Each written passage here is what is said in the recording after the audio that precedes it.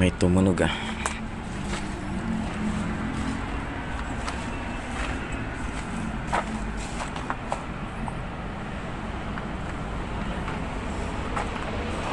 Ayan.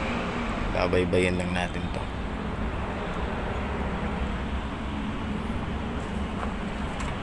Exploration galing kaming sementeryo. Talaga? Saan cemetery ito? Dito naman ito sa Barangka Cemetery sa Marikina. Marikina. Oo. Yun yung tapat lang, yung tawid lang ba ng kalsada yun? Nakapunta ka na pala. Oo, So alam ko yun after naman. nung exploration Oo. namin sir, merong kababalagan na nangyari sa loob ng bahay natin.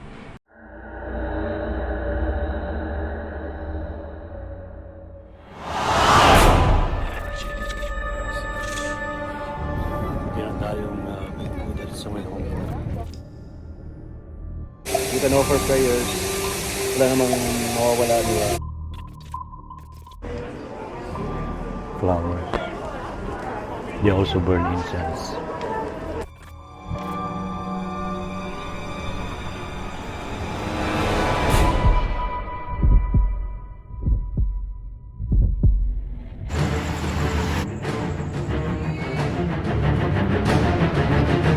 Anong itsura? Pinukugot ang ulo. Anong lumalabas?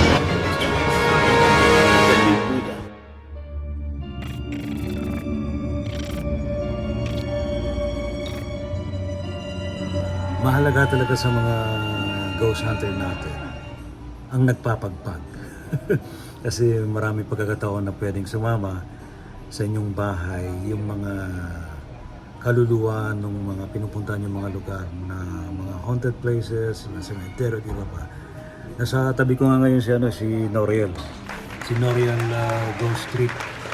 Ano ang binabanggit mo na yung... Meron akong kinikwento, nagkukwentuhan kami dito ngayon tungkol doon sa nangyari sa bahay namin. Merong sumama. hindi ka ba nagpagpag after? Walang Saan ba kayo galing? After exploration galing kaming sementeryo. Talaga? Saan cemetery ito? Dito naman ito sa Barangka Cemetery sa Marikina. Marikina. Oo. Yun yung tapat lang, yung tawid lang ba ng kalsada yun? Nakapunta ka na pala. Oo, So alam ko yun after naman. nung exploration namin sir, merong kababalagan na nangyari sa loob ng bahay namin. Actually nasa trabaho ako noon, tapos yung family ko nandun natutulog na. Oo.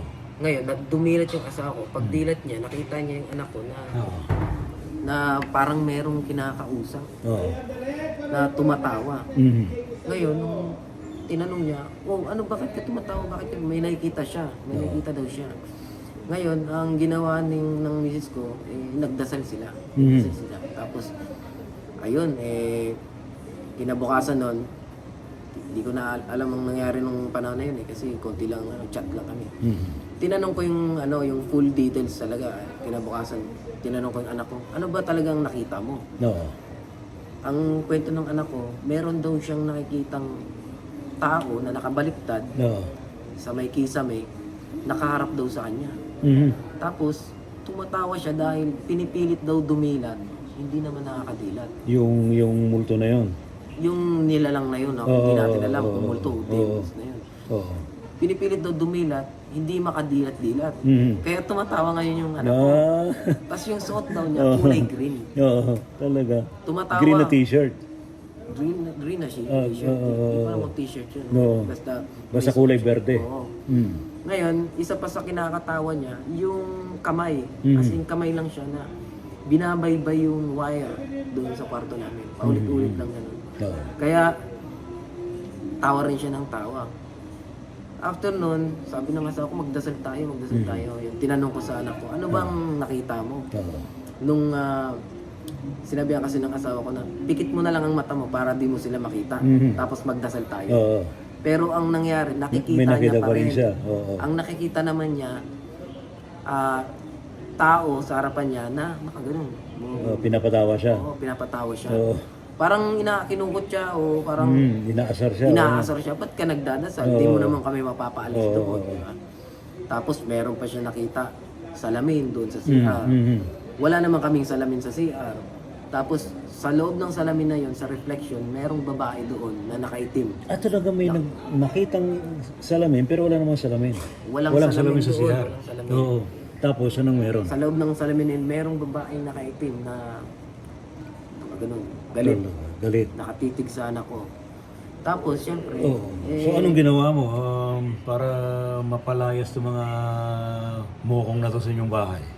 ayun, ang ginawa ko, tinuruan ko yung misis ko through chat lang kami. Yeah. Sabi ko, ito yung gagawin mo. Kahit basahin mo na lang yung dasal. Sabi ko, by the blood of Jesus Christ, no one can enter this house. In the name of Jesus Christ. Yun, biglang nagkalabugan yung ano. Talaga. Ano yung parang i-cover mo yung buong bahay ng blood ni Jesus? Buong bahay na to, parang Parang binibless mo. shielding, ano? Oo, sabi ko, hindi aalis yan hanggat wala sa inyo, kahit walang isa sa inyo na natatakot. Sabi ko, kailangan alisin nyo yung takot sa inyo. Tama. Pag naalis nyo na yun, dun yun, siyempre, kasama mo ng dasal, Ano nangyari? Nagkalabugan? nagkalabugan, yung mga gamit. Bagsakan? Oo. Actually, nung sinabi ko na, ba't nakatumba yung mga gamit dito? Sabi niya, nakatumba, sabi ng asawa ko. Nakatumba sa labas. Yan yung narinig ko nung after namin magdasal. Talaga. Sabi ko, yun na yun. So, Parang nataboy, na sila lahat. nataranta. So, after nun, wala nang nagpaparamdam sa bahay? Wala na. Parang na-cleansing na, malinis na ulit. Talaga. Powerful talaga yung ano. Powerful Powerful ang pangalan ni... Yes. Actually, proven yan. Basta in the name of Jesus Christ. Very powerful talaga yung In pangalan. the name of Jesus Christ, no one can harm me. Oh. In fact, sa exorcism, ginagamit din yung pangalan ni Jesus Christ. In the name of Jesus Christ. Diba sa Eden Warren Museum, Oo. diba si Annabelle, yun yung ginamit nila Possess yung manigang yun. Yung mga dasal na yun, galing pa yun sa mga lihito mong Kasi exorcist. yung mag-asawang Warren. Oo. Yan. Talagang nabuhay yon, mga exorcist yung mga yan. Magagaling. So yan ha. So anong advice mo, Noriel, sa mga, lalo na yung mga sumasabak sa ghost hunting, dapat nagpapagpag? Dapat magpagpag kayo, bagtaos nyo mag-explore at saka huwag kayong makatakot. Alisin nyo sa sarili nyo yung takot.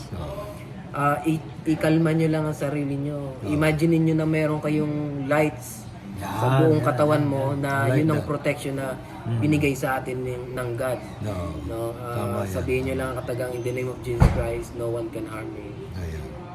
Siguradong walang mangyayari sa inyo. Lagi yung tutukan, mag-subscribe kayo sa YouTube channel ni Noriel. Noriel Ghost Trip. Noriel Ghost Trip, tsaka Black Sheep Ghost Trip. Ayos. Talagayang kababalaghan, pananaliksik sa kapangyarihan ng isipan, pagpapakita ng mga nilalang, inyong matutunghayan sa Gabi ng Misteryo. Kasama si Ray Sibayan tuwing Sabado, alas 10 ng gabi sa DZRH Radio, DZRH TV at DZRH Online.